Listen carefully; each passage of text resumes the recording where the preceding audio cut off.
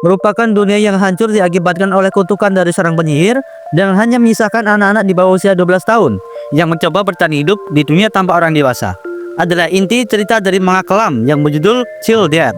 Dan selamat datang di segmen satu chapter aja, di mana saya akan menceritakan satu chapter saja dari sebuah manga yang mempunyai cerita yang menarik. Dan tanpa berlama-lama lagi, jadi gini lah ceritanya. Di dunia pasca apokalips ini, seorang penyihir memberikan kutukan pada dunia manusia yang berakibat pada tubuhnya sebuah pohon penyihir yang menjadi asal dari para monster. Monster-monster itu hanya mengincar orang dewasa saja atau remaja jomblo yang tidak mencari pasangan. Di dunia yang hanya tersisa anak-anak di bawah usia 12 tahun ini, mereka dipaksa untuk bertahan hidup. Tetapi hidup mereka bukan tanpa masalah, karena monster-monster yang dimunculkan oleh penyihir itu tidak akan membiarkan mereka tidur dengan tenang. Ketika para monster menyerang, mereka terpaksa harus melawan agar tidak mati.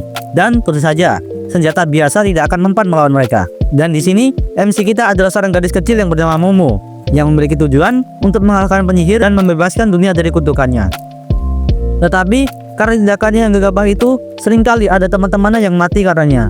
Dan karena itulah pemimpin dari anak-anak itu yang memiliki wajah tengkorak ini, ya nggak tahu kenapa jadi wajah tengkorak deh, tidak terlalu menyukainya. Karena anak-anak ini terus tumbuh, ketika mereka sudah melewati usia 12 tahun, monster penyihir akan datang dan membunuh mereka. Karena itulah jumlah para penyintas akan terus berkurang dan tidak akan pernah bertambah lagi.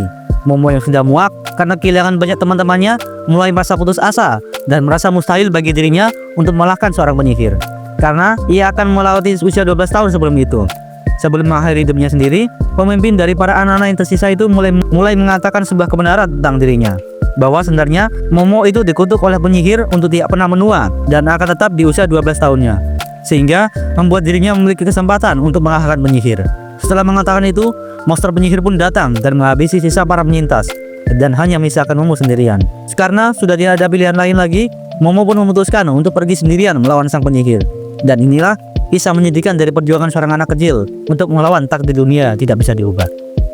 Dan cuma itu aja yang bisa saya ceritakan dari manga ini. Saya ucapkan terima kasih bagi kalian yang mau mendengarkan bacotan saya ini sampai akhir. Dan kalian tertarik buat baca?